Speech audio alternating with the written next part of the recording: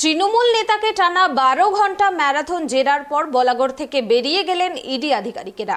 এদিন সকাল 9:40 নাগাদ 4টে গাড়িতে 12 জন ইডি আধিকারিক আসেন তার বাড়িতে। সকাল থেকে বিভিন্নভাবে জিজ্ঞাসাবাদ করা হয় হুগলি জেলা পরিষদের স্বাস্থ্য কর্মাধ্যক্ষ শান্তনু ব্যানার্জিকে। বলাগড়ে বারুইপাড়া গ্রামে সকাল থেকেই মানুষের মধ্যে কৌতূহল ছিল। বেশ কিছু অনুগামীকেও দেখা যায় তৃণমূল নেতার বাড়ির পাশে।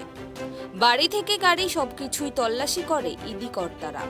যদিও শান্তনু একাই বাড়িতে ছিলেন, তার স্ত্রী ও ছেলে স্কুলে গিয়ে আর বাড়ি ফেরেনি। রাত 10টা নাগাদ ইডি আধিকারিকরা বেরিয়ে যান। টানা এই জেরায় বাড়ির চারদিকে সিআরপিএফ জওয়ান ঘিরেছিল। যদিও সেভাবে কিছু পায়নি বলে দাবি করেন এই তৃণমূল নেতা। নিছক তার নাম করে দেওয়া হয়েছে, তবে যদি কোনো কিছু প্রমাণ পায় তাহলে সর্বত্রভাবে সাহায্য করবেন বলে তিনি জানিয়েছেন। তবে আধিকারিকরা বেশ কিছু ব্যাংকের কাগজ ও নথি নিয়ে গেছেন বলেই জানানো হয়েছে।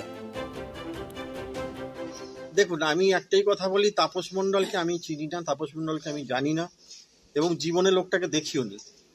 উনি কেন নিলেন একটা চার্জশিটের আসামি? সব থেকে বড় কথা, উনি চার্জশিটের আসামি। সে প্রকাশ্যে ঘুরে বেড়াচ্ছে, আজকে একজনের নাম, কালকার একজনের নাম, পরশু একজনের নাম, এরমভাবে নাম নিয়ে যাচ্ছে। এটা খুব অবাক করা ব্যাপার। যাই হোক, উনি নিয়েছেন এবং আমাকে যদি কোনোদিন ওখানে ডেকে ওনার সামনাসামনি বসান, আশা করি উনি তখন বলবেন যে কেন আমার নাম বলেছেন। আমি তো বলতে পারবো না উনি কেন আমার নাম বলেছেন, কারণ আমি তো ওনাকে চিনি না। সেহেতু আমি ওনাকে কেন কি করে বলবো যে আপনি আমার নাম কেন বললেন?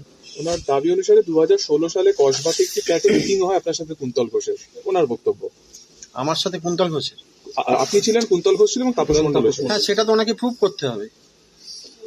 দেখুন, আমরা পলিটিক্যাল লোক, আমাদের কাছে হাজার রকম লোকজন আসে, চোর, গুন্ডা, বদমাইশ, ভালো মানুষ সবাই আসে, ঠিক আছে? তার মধ্যে কে কোথা থেকে কি করছে তার দায় তো আমার নয়, তাই না?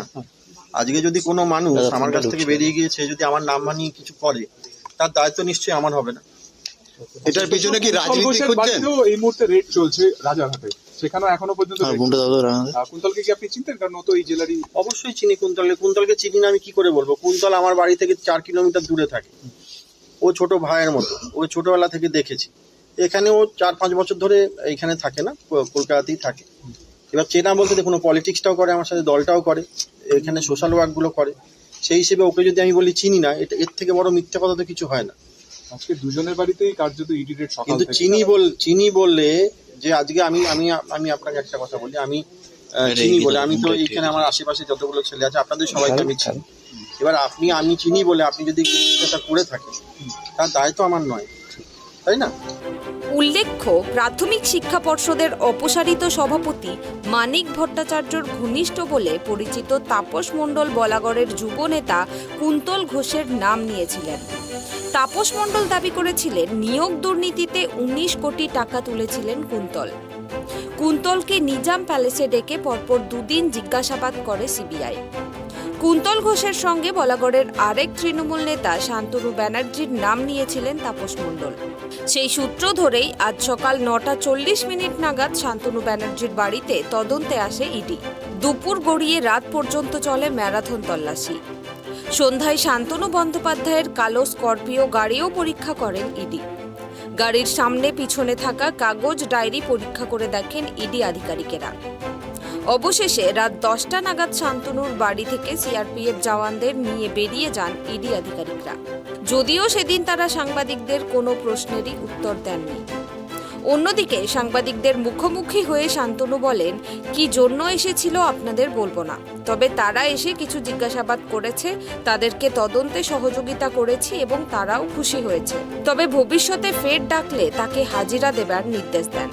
তবে কি কারণে জিজ্ঞাসাবাদ সে প্রশ্নের উত্তরে তৃণমূল নেতা বলেন, কি কারণে জিজ্ঞাসাবাদ সেটা এখন বলবো না, এটা সম্পূর্ণ তদন্ত এবং আইনের বিষয়, তাই কিছু বলবো না।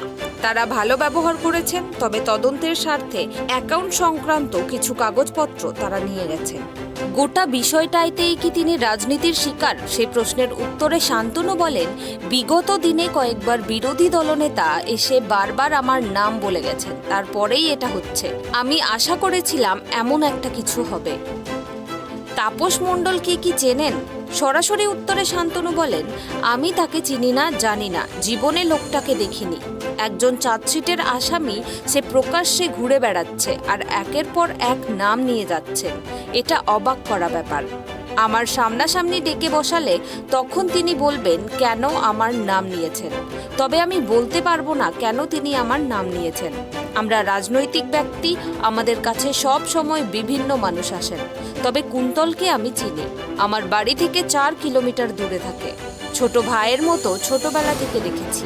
4-5 বছর ধরে এখানে থাকে না, কলকাতায় থাকে। আমার সাথেই দল করে। আমি যদি কোনো অন্যায় করে থাকি নিশ্চয়ই ভয় থাকবে। আমি যদি কোনো অন্যায় করে থাকি নিশ্চয়ই শাস্তি পাবো। যদি আমি কোনো অন্যায় করে থাকি তবে আমি চাই আমার শাস্তি হোক। তবে আমি কোনো রকম কোনো স্ক্যামের সাথে যুক্ত নই। তবে রাজনৈতিক কোনো চক্রান্ত কিনা তা ভবিষ্যৎ প্রমাণ করবে। হুগলি থেকে সোমনাথ ঘোষের রিপোর্ট, ট্রাইব টিভি।